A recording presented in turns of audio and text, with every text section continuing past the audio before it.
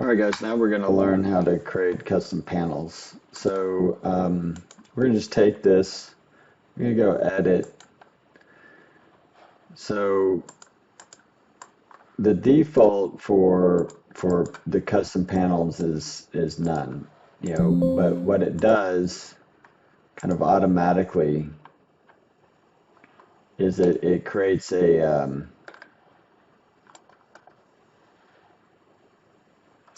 it'll apply kind of a glazing. But if you lose that, which it appears that I have, you can go down to the very bottom and hit glazed, and so then you're back to kind of that system. But you'll see a plethora of various types. So we got glazed, we got empty, solid. So if you needed to put in a solid panel, sometimes you fill in certain panels with metal. You can do that. And as we've done in the past, I think we can select an individual panel, and we can give it a specific type.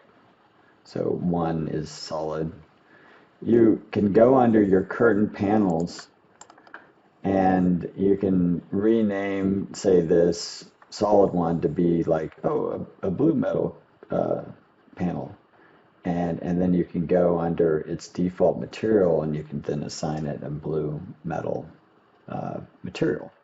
So you can really get kind of really funky with patterns, even like assigning a blue, and then maybe up here there's an avocado, and down here there's a cream, and you kind of create something with that system.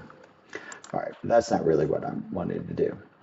The other thing that you should realize is that you have a lot of different curtain panel types that you could fill it in with.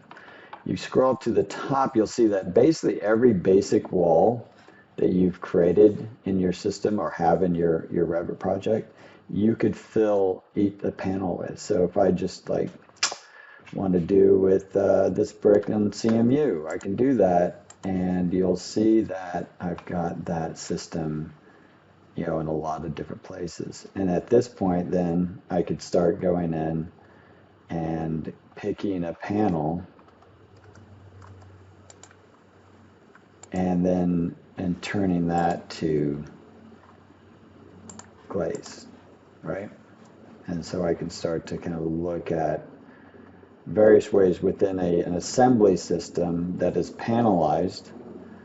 And this would, make some sense perhaps with control joints. I can start to kind of do the system that way. Right, again, that's not what we're trying to do. All right, so let's take a look at the existing, some case study. Perhaps it's in your project. We have a system here where it has all the traits of a curtain wall system, but it's a little bit different.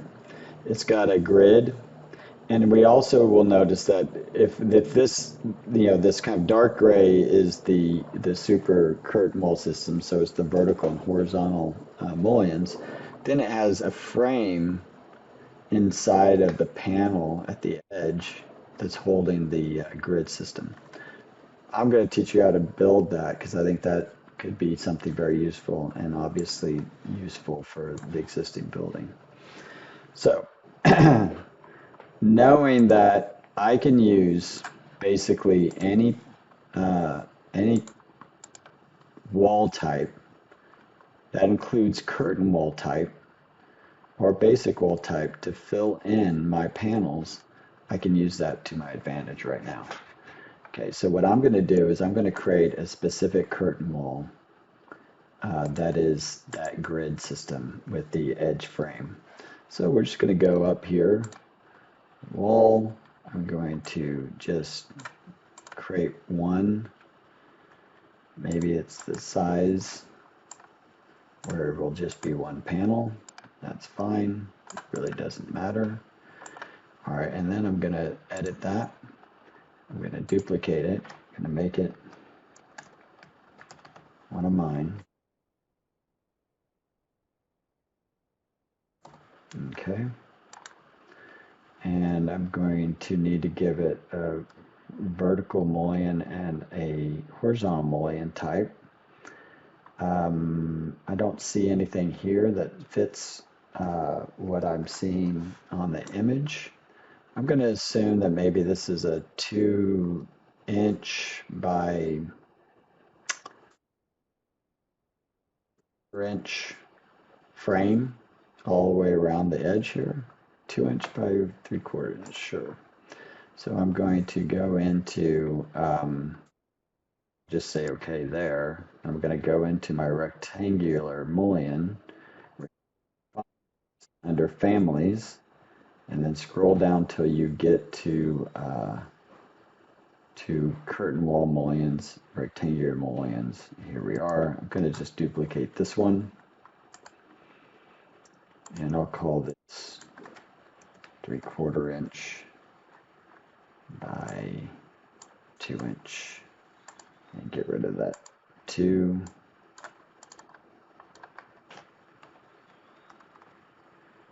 All right, double click on it and it opens up.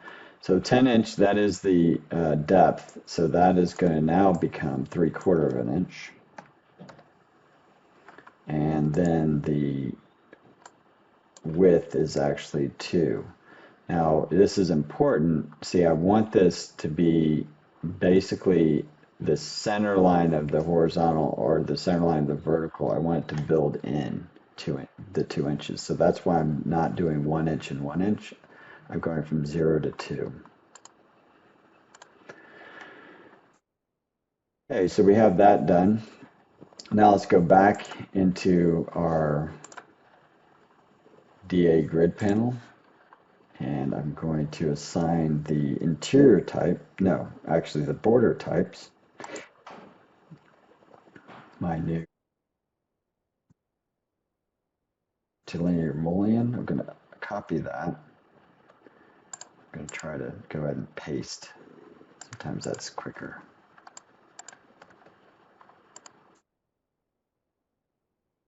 Okay, and we'll call it yeah, no, it's good.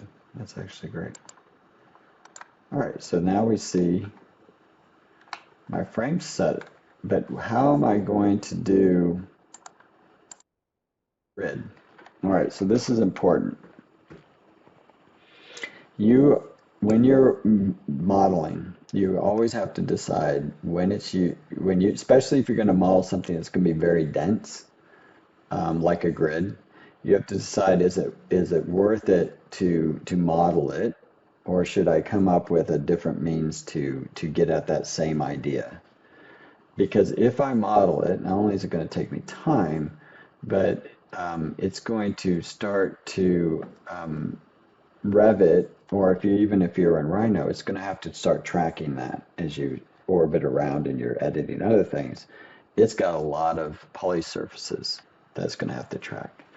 So whereas you can do things that are super dense, so I might want, this to appear very dense. So not every 10 feet, but maybe every 1 foot, I have one of these 10" pieces. And that might be a smart thing to do. But the problem with that is that now it's tracking all that information.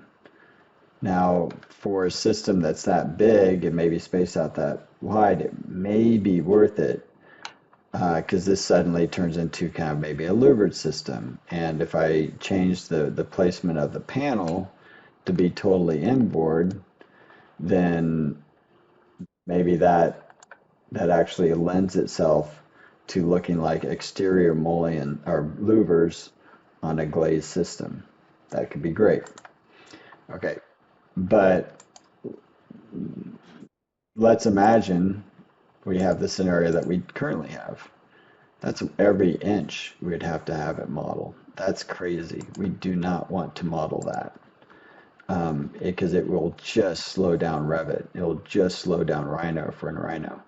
So we need to come up with a different way. So we're going to use materials and what's called cutouts. So we're going to do it all image based. So let's do that. So what we're going to do is we need to create in the system panel, we're going to create a new glaze system. So I'm just going to duplicate this. I'm going to call this my grid. Maybe it's my 1-inch grid. And we'll stay with the convention of either CS or DA. And so we know we did it. And okay, we'll double click on that. It's using a glass material. We don't want a glass material. We just want a metal grid material. So I'm going to look at what I have in here under metal. Looked like that was galvanized. I don't know if it really has a galvanized metal. So we're just going to go with this metal panel. We'll go ahead and add material. Does it want to replace? No, I'll just keep both. I don't like replacing. And then I'm going to rename this DA 1-inch grid. Oh, not exclamation point. We want 1. Okay. And now let's go edit that. So you'll see under appearance, you might be under graphics. We want it under appearance. We need to change this to satin because that's way too shiny for the thing we're doing. And we're going to use what's called cutouts.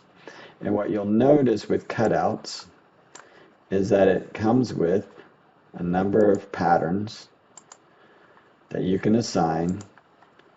So if you have something that's pretty standard mesh that you're doing, you might be able to use one of these different types to kind of get at that whatever it is that you're doing.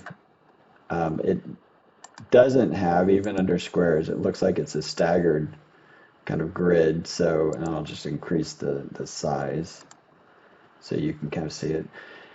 We need a straight grid, and this is a staggered grid. So I don't see any good way for me to change that to a standard grid. So I'm going to use the custom part, and I can apply an image.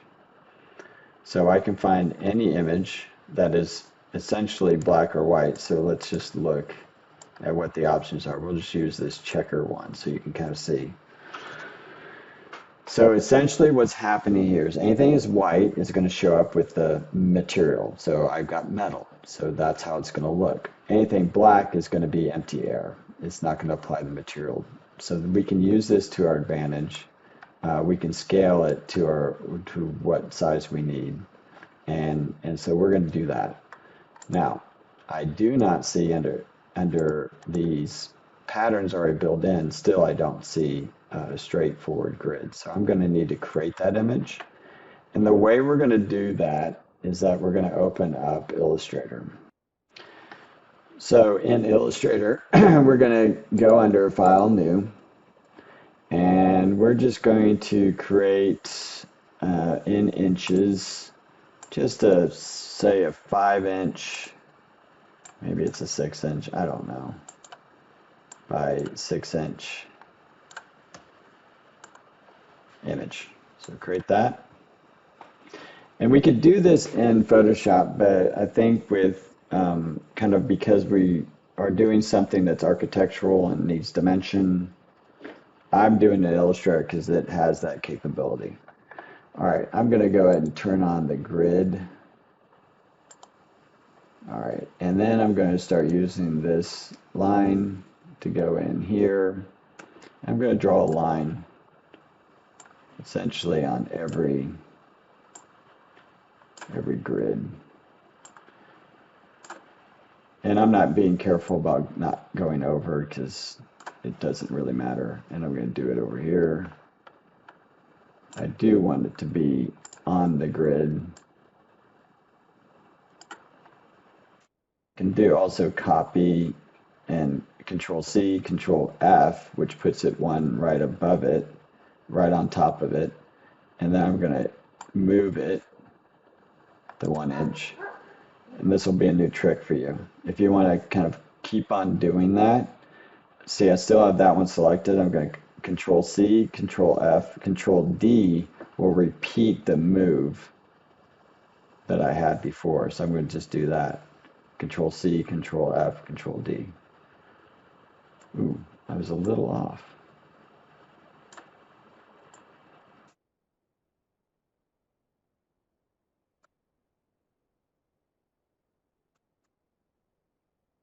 Control C, Control F, Control D. See, my micro move, it recorded that. All right, so the thing we have to realize is that this doesn't look like the grid. I mean, because it's actually the black lines are not proportioned with the grid itself. So I'm gonna have to bump these up. Let's go to like 6. Yeah, 6 isn't bad. 8 might be even better. Okay, so you might be wondering, why am I going black instead of white here? Because white is the material. We'll be able to invert this in Revit, and it's just easier because there's a white background. I'm just going to go with this. So let's go ahead and export that. Export as, I want it as a JPEG. It could be a PNG, but I'm going JPEG. I'm going to call it the DA grid. Export. Yes, I'm replacing that one. A 72 DPI is fine.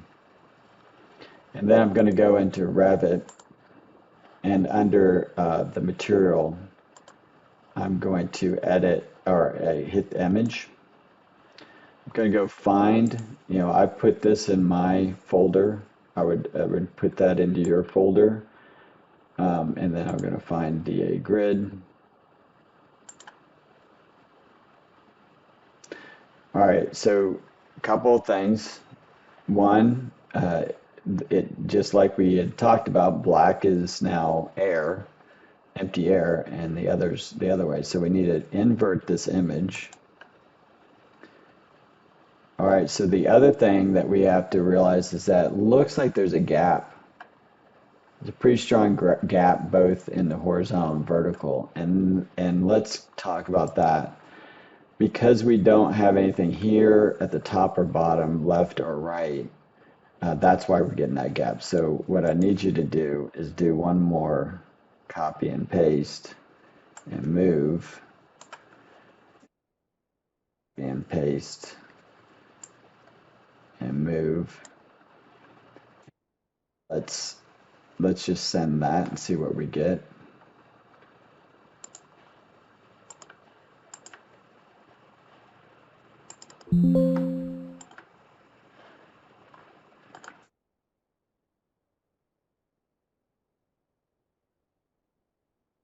We'll need to, for it to update, I think we need to kind of go and edit that again, select it.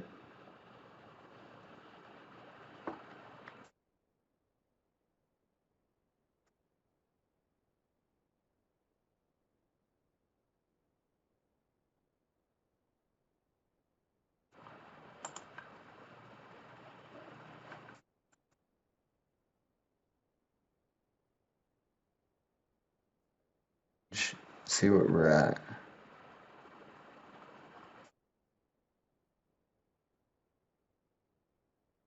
It's stronger, but you can see that there's still some kind of wonkiness. And I'm seeing some staggering, so we're gonna change one thing about what we did. We're gonna bring these back all to the edge, the correct edge.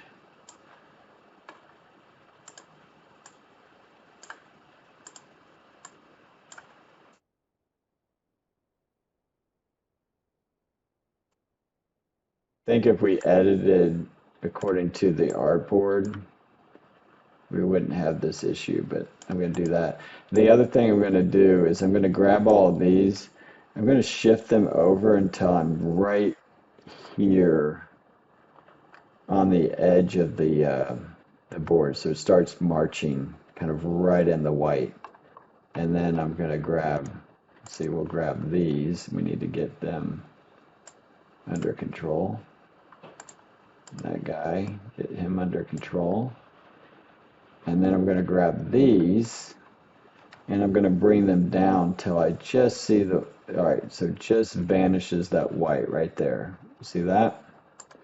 All right, now we're going to save it one last time.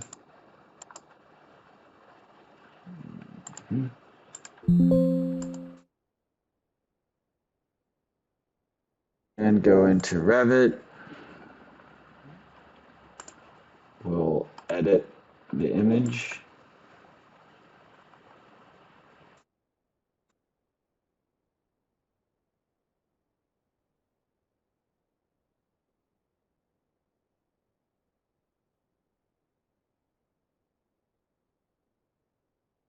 It's still getting some funkiness, but I'm not sure it's updated properly.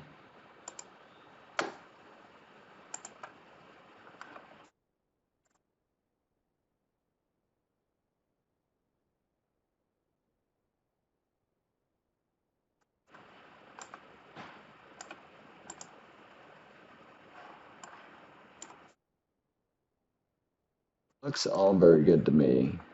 I'm gonna export one more time and see what's going on.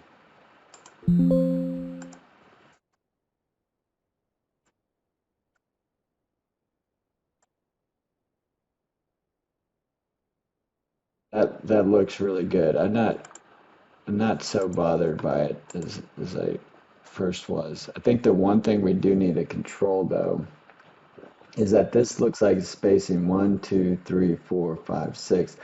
So it's really a little bigger than we wanted it. So we need this to be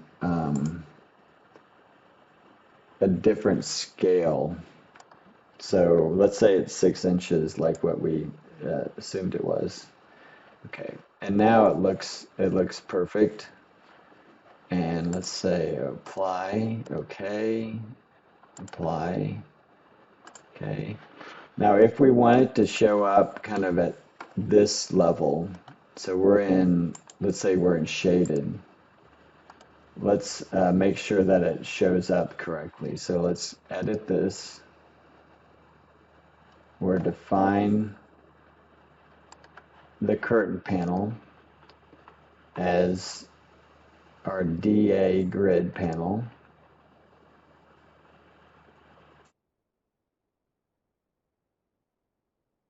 Sorry. We want this to be that DA 1-inch grid. Okay.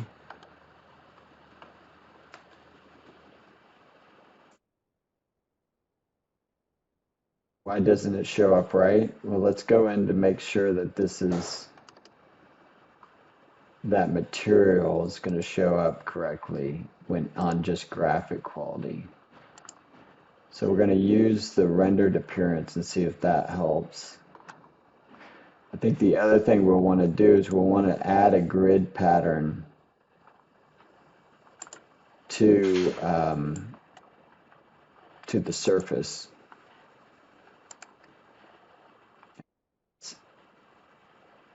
Let's go ahead and duplicate that, and we'll call this the 1-inch grid.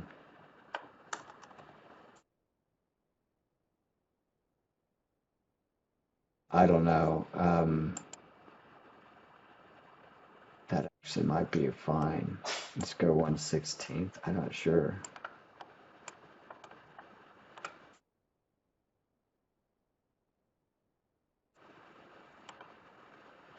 Oh, hang on. I think we can do what's called a model.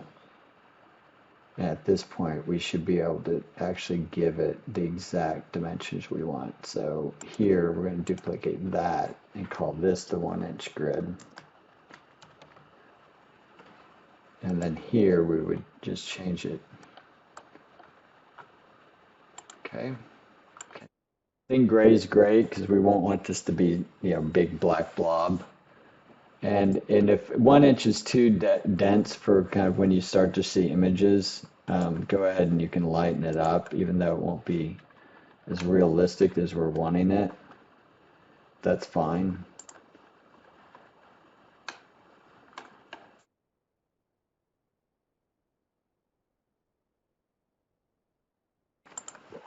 So the other thing that I'm seeing is that this looks still opaque. So we're going to go ahead and one more edit of that material.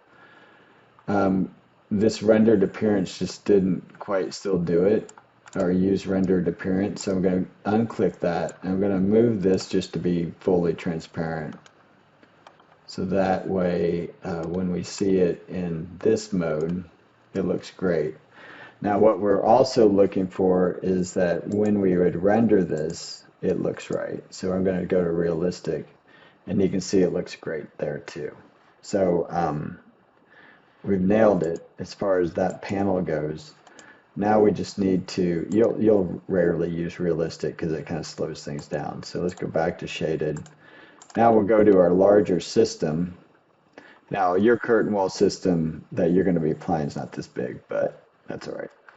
Go to the larger system, under edit that, and we're going to edit the system panel to be not this one, because that is just the panel. What we want is the grid panel that we did under curtain wall.